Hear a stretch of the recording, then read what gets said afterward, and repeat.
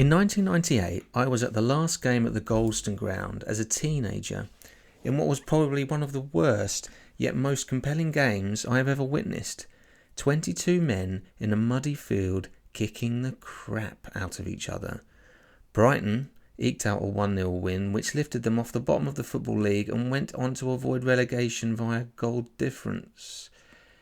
Great, you might say, but lots of clubs have long and windy backstories and many of them go on to have their day in the sun. Brighton are doing extremely well right now, but inevitably it's all downhill from here. That's very possible. Actually, it's sort of quite likely, but there are a few things nagging at me that suggest that perhaps this club might not just stick around in the top flight, but change the game itself. Looking into this further, you have to ask the question, have Brighton jumped the curb? And how long can they stay ahead of the game?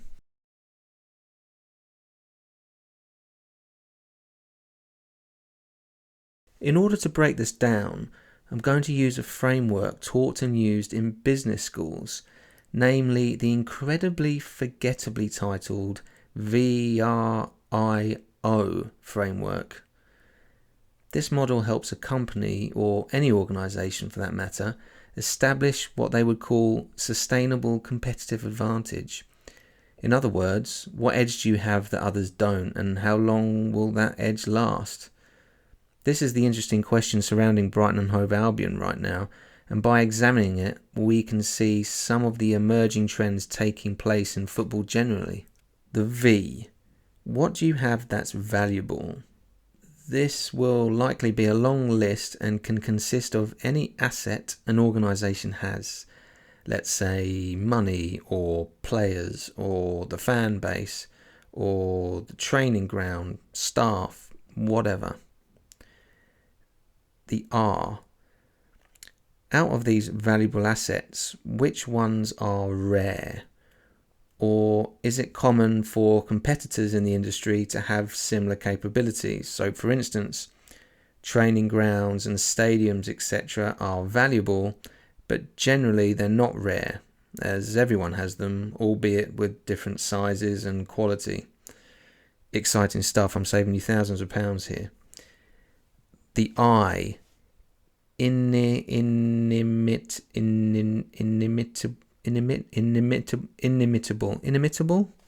Straight out of the book of bullshit business school words, meaning, is it hard for others to imitate, copy, or acquire it for themselves? There is a fourth and crucial section here, O, for organisation.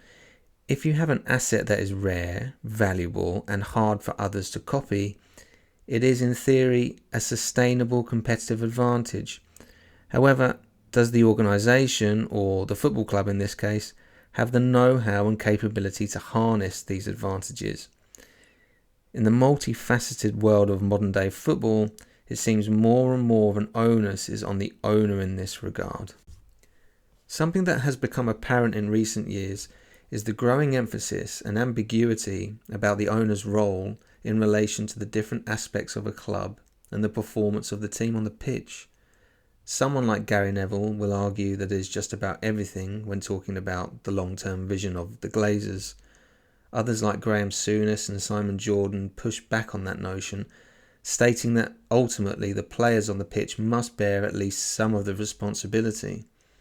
Everyone knows that the owner is important, but there seems to be a grey area on where their jurisdiction and accountability starts and ends. Does the owner know where this is? Does the club know where it is? That brings us to Brighton's owner, the fantastic trouser-wearing Tony Bloom. And when you talk about Tony Bloom, you need to talk about data. This is being pretty well covered in the media generally, and there is a lot of casual talk about Brighton and Brentford's Moneyball model and the use of analytics. But the thing to understand here is data is one of those things that is very easy to say but incredibly difficult to do well. Anyone who has worked with data professionally will tell you that this stuff is as slippery as a bar of soap lying on Rob Green's shower tray. Data is as likely to produce an outcome detrimental to those who own and act on it as a positive one. It's easy for a data department to slip into the mode that serves to justify the ongoing existence of the data department. Be that as it may, there is a private equity revolution going on in sport where owners such as Todd Boehly, backed by groups like Clearwater, believe they can find new value by applying modern financial practice and new age analytics to sport. Similar to Moneyball, the Oakland Athletics stole a march with their use of data to identify value in players that others could not. The problem, however, is that while this was valuable and rare for a time, it was not inimitable. The edge soon disappeared when everyone started to access the data, basically. The fact that many clubs are accessing data supplied by Opta, Prozone, Size Sports, and many others suggests that the data they are using is available to anyone who wants it, pretty much. Boehly may well be right that huge value can be unlocked by cutting-edge data. The problem is that there is someone better at doing it than they are, and money alone won't bridge that data gap. This brings us on to Tony Bloom's enterprise, Star Lizard, based in Camden in London. A sports betting consultancy generating millions for its clients, it has 160 data engineers on the payroll managing a series of highly complex algorithms to find statistical edge. After 25 years of perfecting these highly secretive, complex statistical models in leagues all over the world, you can make the assumption that the data Tony Bloom is using is not the same data as everybody else. And even if it is, it's likely that clubs other than Brighton wouldn't know what to do with it, or certainly not as proficient at using it. So while the general outlook is that data is vital, Brighton, who are invoiced by Star Lizard for use of what they term the algorithm each year, are just better at it. Not only are they better at it, the system is harder to copy than it is going into a 50-50 with Stuart Pearce after he's had a particularly bad day. It's not a simple thing for other clubs to start using the same data methods. Here's a quote from the Business Insider from a former employee of Star Lizard. Every aspect of football you can think of was taken into consideration. I guess that's why they're so good at what they do. The weather, morale, anyone related to the club would be analysed under the microscope. It was pretty impressive. Now, what is clear is that Bloom's knowledge and use of data has further-reaching ramifications for how the club is run, other than just player transfers, which is what is mainly reported about Brighton. Like Disney use animated characters to drive their film, TV channels, hotels, parks, and everything else Disney do, Bloom is able to do something approaching that with data. It infiltrates many parts of the club. The paradox of good gamblers is that they don't gamble. They find an edge and do what they can to maximize that edge via a strict system that also minimizes risk. It's about tilting the table in your favor, for want of a better expression. The beauty of a system is that it provides clarity and simplifies decision-making in ambiguous circumstances. Football is a very reactionary business, heightened by pundits, the media, and fans in football phone-ins who go on a rampage after a loss. But what good gamblers realise is that just because you lost, it doesn't mean it was the wrong bet. Similarly, if you win, it doesn't mean it was the right bet either. We are talking about systems, and sticking to a system to attain value in the long term. This sort of stuff is the complete opposite of everything we as followers of football have heard. One of the great joys of assessing Tony Bloom and his influence on a club like Brighton is that he ruthlessly slays numerous football cliches as he goes, which is always fun. Here's two examples I'm going to touch on that give you some insight into the process behind Tony Bloom's hiring of managers and how data might have influenced this. And not just the data, the system that's implemented via the data. The first one being his first hire. After waffling on about data, this is slightly paradoxical, as this was absolutely a leap of faith, but predicated on an opportunity seen in the data analysis.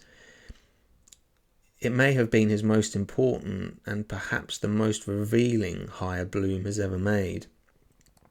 As soon as he took the reins in 2009, Bloom broke the mould with his managerial appointments.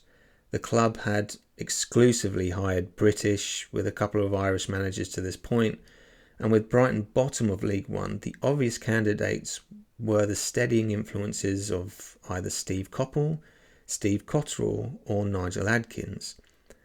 But instead, Bloom gave the job to someone who had never played in League One, never managed in League One, and in fact never managed anyone never at all. But why? Because the manager Bloom was looking for didn't exist yet, or at least not in League One. Bloom knew that teams that prioritised possession with high passing stats that led to chances had an advantage in the modern game. Guardiola's great tiki-taka Barca team were at the height of their powers, and perhaps this had some bearing. But Bloom needed someone who was going to implement this keep ball style in League One, something that a lot of people at the time, or even now, would have not thought possible or wise, particularly for a club like Brighton. Enter Gus Poyet, who was given the job after impressing Bloom during a meeting at a London hotel, where Poyet impressed upon Bloom his desire to coach a team to play this way. Despite having little to no experience to speak of, this outlook was the clinching factor for Bloom. Poyet went on to win promotion from League One. He got the club to the Championship playoffs before an acrimonious split, which may account for the lack of credit Poyet has received for the job he did ever since. These were great achievements and was really a revolutionary period for the club. But perhaps Bloom got lucky here. He probably did get a bit lucky, but that's not really the point. The key factor is that Bloom had laid down a template for the kind of manager he needed and a philosophy that would allow him to attract and target staff, players and an attitude at the club. Now the criteria was set, he had gained the ability to plan ahead and, if he needed to, change manager with as little disruption as possible, because there were like-minded, highly specified targets in line. All of Bloom's appointments since have based their coaching on a high possession and passing game, with ball retention being paramount. All but one have played and coached abroad. All but one were between 41 and 44 when hired by Bloom. This does not mean all the choices were a success, but remember, just because you lost, it doesn't mean it was the wrong bet. Again, we are talking about clarity of system here. Only one appointment could be labelled as a flop, and even here, Sami Hyypiä tendered his resignation. He was not pushed by Bloom, a sign again that he had faith in a system that identified Hyypiä as a good fit and believed would yield results given more time. What is also striking is that many of these managers had by far the best spells of their careers while at Brighton, indicating that the type of manager Brighton needed was perhaps different to other teams. One size does not fit all. The targeting of these guys was highly specific and often not managers that other teams had identified or wanted. Roberto De Zerbi has been lauded by anyone who follows the game as the new Messiah. Very few knew of him when he came to England. No one, certainly in League One, was caught in Poyet back in 2009. Bloom was, and is, working to a different plan, meaning he sidesteps a lot of the competition for players and staff who are seemingly placing more value in other things. The second example comes from back in 2018. Brighton sacked Chris Hughton after doing really a very good job. It wasn't clear to the casual observer that Brighton were not doing anything but getting above their station. But again, this is where having a rigid and trusted system is able to provide clarity in seemingly ambiguous circumstances. Bloom, according to this quote from the Star Lizard employee, was among the first in realising the importance of big chances created as a metric to determine mid to long-term success. Because luck played a huge role in the low-scoring game of football, results were an imperfect indicator of a team's strength. What mattered much more in terms of probability was the quality of chances created and conceded. This is perhaps my favourite Bloom cliche crusher, essentially telling us that if you want to predict success going forward, the table is a dirty, rotten liar. If you look at big chances created and missed through Brighton's seasons in the Premier League, we start to get some insight into the importance of this stat. When Brighton arrived in the Premier League in the 2017-18 season, they finished 15th. In the 2018-19 season, they finished 17th, avoiding relegation once again. Clubs such as Burnley and Bournemouth at the time would not consider rocking the boat in this way, with managers providing stability and Premier League know-how. However, when you look at big chances created and missed, Brighton ranked in 14th place for the 2017-18 season. In 2018 and 19, they were rock bottom. Knowing the emphasis Bloom placed on this stat was likely a factor in making the change, despite Hughton achieving what most people would deem a successful job in keeping Brighton in the Premier League for a second year running. To emphasise the point further, Brighton's league position did not alter dramatically after switching to Potter for the following season in 2019-20 or in 2021, finishing 15th and 16th in the league respectively. However, on big chances missed, they shot up to 8th for both of those seasons. So while Brighton hovered around relegation for another 2 years, there were measurably different seasons in terms of the health of the team on the pitch than the first two. This was achievable because Brighton were measuring success in a different way, offering clarity and ultimately a decisiveness that others around them did not and still do not have. During Potter's time, it was clear that Brighton did not score enough goals, and despite pundits and fans alike baying for a new centre-forward, the club always refrained from doing so. But why not just add what is a clear fix to a big problem? This is an accusation also labelled at Chelsea, who, as mentioned, seem to be wanting to employ a system to unlock more value similar to Brighton, so maybe there's some crossover here. It is an interesting one because when we talk about big chances missed, the best teams miss the most amount of good chances. It is not a case that they are necessarily more clinical, which pundits tend to suggest they are. You just score more goals by creating more chances. Simply buying someone to put the ball in the back of the net does not often solve the main problem, which is the team's ability to create chances, and does not indicate the real efficiency of the team.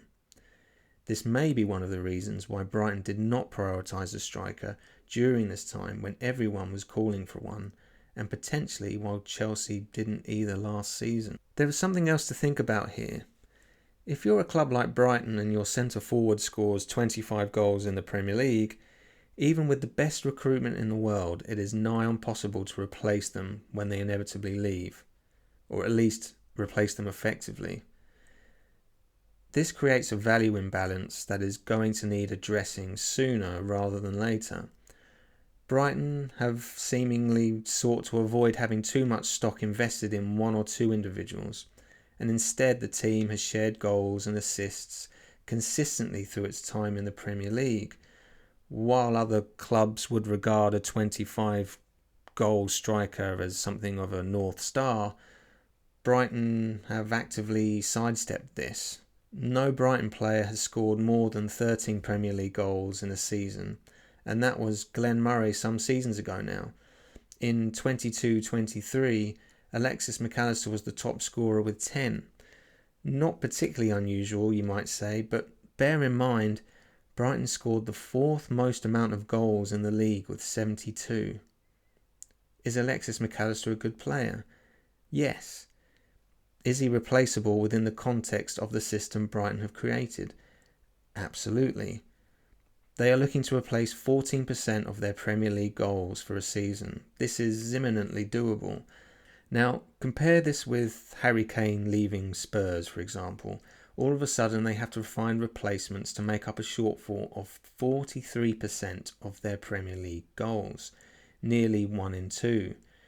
Kane and Son account for about 2/3 of their Premier League goals. Ironically, this may be something that will help Spurs long term when they address this, and something the very talented Mr. Postecoglou will no doubt be taking a long look at, and I would not put it past him to find a more than adequate solution. However, we can see the imbalance in these other teams. Similarly, Leeds never recovered from losing Bielsa, as it was too big a jump to replace someone who was as effective as he was, without sufficient support in and around to fill such a big and unique void. If you look at the total amount of players who scored 4 or more league goals in the season just gone, it looks something like this. Chelsea, ironically, who seem to be employing or attempting to employ large parts of the Brighton model, have 3 players who scored more than 4 goals. Spurs have 4, West Ham have 5, Manchester United, Arsenal and Liverpool have 6. The world's best and all-conquering team, Manchester City, have 8. Brighton had 9. Nearly an entire team who can lay a legitimate claim to being a mostly unnoticeable but nevertheless trusted source of Premier League goals. This is also what helps make Brighton difficult to plan and adjust for, as the goals can come from multiple areas. The point is, if you are a selling club like just about everyone, it's hazardous to have too many eggs in one basket when they can move on at any time. So what we are witnessing here in effect is a highly interchangeable team with a large squad of players, all of whom are able to step in and maintain the team's quality, give or take, without being bankrolled by a sheikh or a huge private equity fund. When a player is poached, the loss is absorbed by the flexibility and efficiency of the system. But there is more. Not only is the squad relatively interchangeable, so are the players on the pitch. Many players in the Brighton lineup are able to play 2, 3 or even 4 positions within the free-flowing structures Brighton set up with, making the team on the field extremely flexible to the point where no one is quite sure, including myself, what formation Brighton are playing quite a lot of the time. Answers in the comments, if you will. True to form, Brighton are taking the popular trends in the game and deciding to do the opposite.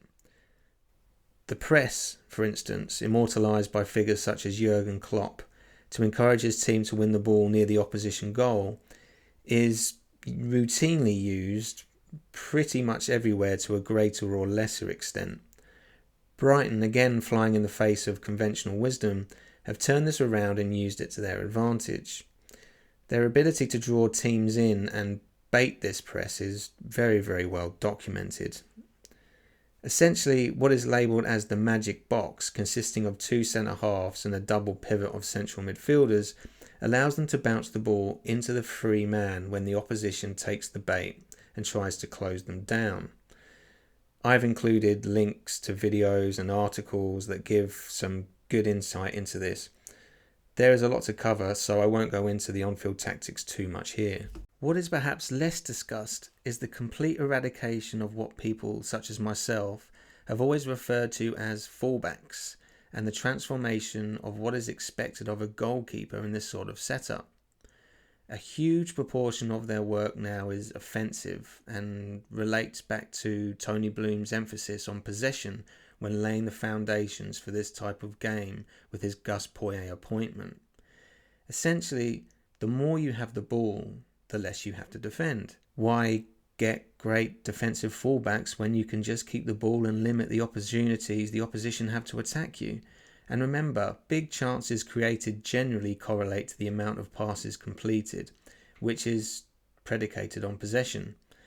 This is a slight simplification, of course, but you can see how the thinking works offensively and defensively, and why Bloom and his data wizards prioritise possession from the get-go, way back in League One. Brighton's right back / wing back has rotated between multiple players who are natural midfielders, Joel Veltman, Pascal Gross and Caicedo. Zerbi can change seamlessly between 3 centre-halves and 2. By playing a midfielder at right wing back when employing 3 centre-halves, gives the team flexibility to defend and attack in different formations. But despite all this wizardry on the training field, it is perhaps wise for Brighton fans to rein in their excitement here just a little. The way they play is of course valuable, it is also rare. However, trends in formations and style of play are ever changing, and while implementing the philosophy and the coaching and the recruitment was quite remarkable, formations and tactics ultimately are things that can be copied and or planned for with increasing success by other teams. The media, pundits and bloggers everywhere are going crazy for Brighton's ability to buy low and sell high, and are praised for giving a masterclass in spotting talent and recruitment, seemingly somehow able to recognise talent that others cannot. Again, we come back to it. This is a system. Brighton do not have some magic guru sitting in the broom cupboard. CEO Paul Barber is very frank that Brighton also get it wrong. Brighton, just like every other club, realise until they are out on the pitch, in your club shirt and in the heat of battle, you just don't know. There's actually quite a thin line between the vast majority of players when they get to a certain standard. This is why it's not a surprise to see upsets in cups and so forth. You pay higher transfer fees not solely based on any player's perceived talent, more on the likelihood that they will be able to demonstrate the talent they have in that kind of environment. These are actually two different things, and the psyche of a player is generally overlooked in these discussions. However, it is the psyche or the mental fortitude to impose yourself on an elite game of football, which is as rare as the physical and talent elements. Dean Saunders recently commented on the radio that Matoma looks like he can't believe his luck when he steps out in a Brighton shirt, like he has won some kind of lottery. He then compared this to some players at bigger clubs who look like they are doing them a favour while being paid extreme amounts of cash. The brilliant Matoma does strike you as someone who is just grateful to have the opportunity he does and wants to make the most of it. There is something beautifully refreshing about him. Most players have similar skill sets. I have seen firsthand some of the most talented players not graduate to first teams, while others, probably less talented, have. The common perception is that these talented players didn't try hard enough or had a bad attitude. This is a common misconception. Just like any other skill, this is a talent you have within your psyche and is rare. So if the vast majority of players have similar skill sets and physical makeup, then what separates them? And what are the predictors for this?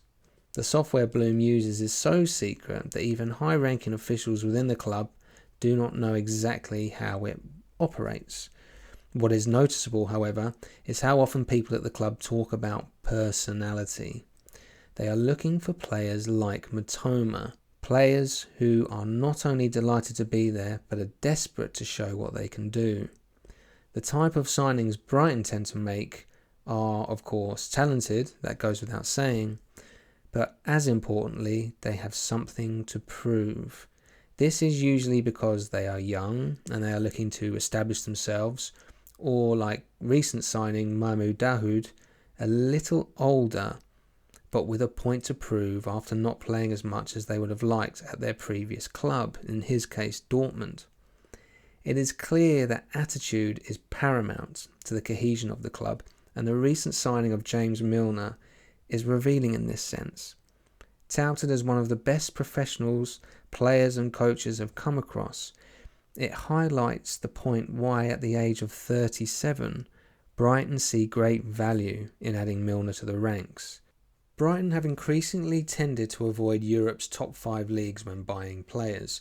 We can assume that they regard players from here as mostly overvalued, although it is also reported, with Brighton's stay in the Premier League now lasting 7 years and counting, the average promoted team lasts about 3.5 years, that Brighton can outcompete teams in La Liga bar Real, Barca and Atletico. But true to form, Brighton have honed in on other, perhaps less notorious territories to focus their most recent efforts, namely South America. And without wanting to sound wise after the event, this makes sense on a number of levels.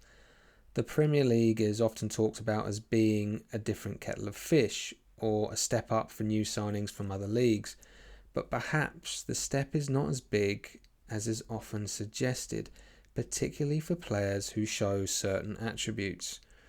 Also, as well as being good technicians with a penchant to having possession of the ball, which the Brighton strategy demands, the players are tough, mobile and physical when they need to be. All of the things that people question when a player arrives in the Premier League. I have seen Caicedo a few times live, and despite him being quite small in stature, he must be like running into a 25-year-old Marvin Hagler. Mitoma, Caicedo and Undav have all been loaned out to the Belgian League for a season before becoming successes in the Premier League. And while their track records and performances were good in Belgium, they were not startling, suggesting that the gap between the Premier League and other leagues is perhaps not quite as big as people like to make out, something we often see in World Cups as more nations become competitive on the world stage. As the seasons have gone by, touches, possession and passes have gone up to the point where Brighton play in a unique way. League position has gone up and players' value has gone up. Recruitment is good, but is underpinned and amplified by a team that keep the ball for such large periods. Just like the managers, players are not one size fits all. Who has left Brighton in the last 2 years and gone on to replicate that form elsewhere? It's not a huge list. Would McAllister, Mitoma, etc. be worth as much if they had been at Southampton last year with 38% ball possession, rather than playing a team with 60% ball possession? Lewis Dunk had more touches than any other Premier League player last year, bringing his ball-playing ability to the fore. But while Lewis Dunk is on the ball, it means he's not having to defend. Recruitment and style go hand in hand, and that is why the decision to play this way back in 2009 again was so key, as Brighton have been able to fine-tune a system that identifies players, formations and staff to fit it. So while Brighton's tactics on their own are not necessarily long-term advantage, when they are paired with and complemented by their edge in recruitment and other areas, it becomes a potent mix which is incredibly hard to emulate. It's possible that when Brighton had more flops 4 years ago, the playing style and what was demanded of the players was ahead of the personnel able to provide it. Potter gradually managed to marry the two things, helping make Brighton such an effective team and organisation. In essence, Brighton were trying to jump the curb, and it started out a bit rough. Guy Kawasaki has the mantra, "Don't worry, be crappy," meaning if you are aiming for something truly unique and valuable, it is okay to go out into the market with a rough product and then try and make it better. This is essentially what Brighton have done and are now reaping the benefits. The problem most teams have is that while they are quite polished and reasonably effective at what they do, they are similar to each other, so any advantage they may get tends to be swallowed up quickly, and long-term planning becomes an irrelevance. And you see this in the usual bun fight at the bottom of the league. So when, for instance, Bournemouth recently sacked Gary O'Neill after doing a great job keeping them up, it makes sense. They want to lay the tracks like Brighton have done, for long-term alignment. They do not want to find themselves firefighting like they did when putting O'Neill in place during the season to try and avoid relegation. They want to make a sequence of decisions which fit a style and a system. The final consideration in terms of what could be regarded as competitive advantage is actually geography. Brighton is in a unique position geographically.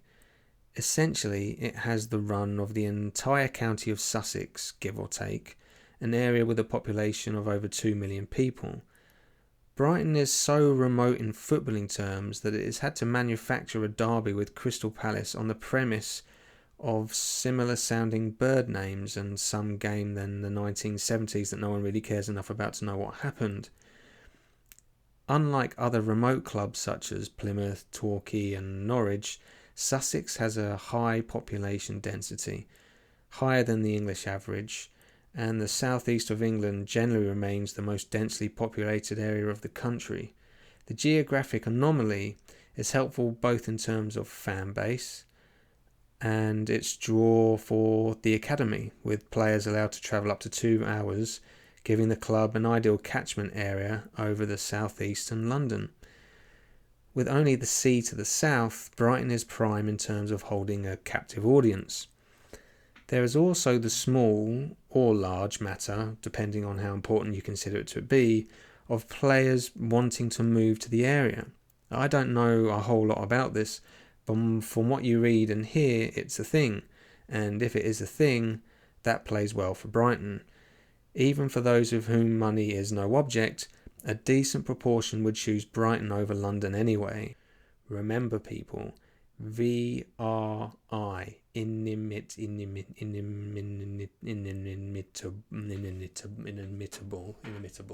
inimitable. But we can take this a little bit further. Brighton is also unique in a number of other ways. It's extremely bohemian. It has had a thriving gay community that has been an integral part of the city for as long as anyone can remember. It is home to the only green council in the country. It is a destination, not a place you pass through. It is, after all, the end of the country. It is, and always has been, just a little bit different. It stands to reason that its football team plays and is run a little bit differently. The club endeavoured to make itself the place away fans like to go more than any other.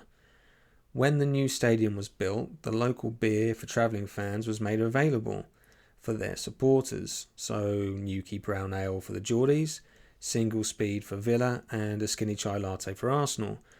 Brighton embraced its position in the world, even if this went against the norms of the time. Now, why is this important? Because in a world where clubs are owned by offshore billionaires and home games that are frequented by more students and tourists than ever, clubs are in a wrestling match to maintain and establish a clear identity, while Brighton's has one that is grown and nurtured via its geographic and cultural roots. And you may still say, so what? It hardly makes them the 1995 AC Milan team though, does it? No, it doesn't. And yes, maybe this is a little bit flimsy, but consider how Wrexham are leveraging brand to attract players, fans, and open up new revenue streams across the world. That's all for another video. Anyway, the point is, football clubs are not just businesses. They are specifically media businesses. The Premier League have a remit to expand the franchise across the world in the coming years, and brand and the ability to cut through to new audiences will count more and more. I don't think this is lost on the Brighton hierarchy, and the club is positioned again to punch above its weight in these terms. How many times do you hear fans say Brighton is their second favourite team? That's not an accident. What we have here is a club with some unique advantages. Some of them are sustainable and some of them less so. What makes it work so well, however, is that the advantages they do have are amplified, complemented by, and rely on the other ones. with a speciality in data and the subsequent clarity provided by the system created by the data at the heart of the operation. I think it is fair to say that if you take the top 6 teams out of it, Brighton have jumped the curb. If they were bottom of the football pyramid, as they once were, no one would think twice. With all the huge clubs in the country, it is Brighton who are causing waves in the Premier League and are now in the Europa League. They are set up for continued success better than any team outside the Big Six, and now Newcastle, ever has been. And while the money these teams have is still obviously crucial, it does not provide the almost guaranteed success it once did. There might be signs that with a system as good as Brighton's, that they are able to start nibbling away at the gap that money creates, because what they do is so effective, stable, hard to replicate, and perhaps most importantly, scalable. Just like in betting, you do the same things but put more investment into it for greater returns. It is ironic that a team fighting for its existence on almost a day-to-day basis is now the bastion of long-term strategy, and perhaps this miserable era had something to do with the outlook the club now has, driven of course by the supremely unique Brightonian Tony Bloom. Time will tell whether the system holds amongst the impersonators, increased planning and investment that will be thrown out in competition, but either way, Brighton, as it tends to do, has made its mark and left a contribution that clubs might want to step back and think about if they are to find their own voice in a game that is seemingly moving and demanding at an ever-intensifying pace. Thanks a lot for taking a look at the video and for getting to the end of it. That's quite remarkable. If you liked it, then let me know. Send a comment or press like. Any of those things. And if that happens enough, I will make another one. Thanks again, and I hope you enjoyed.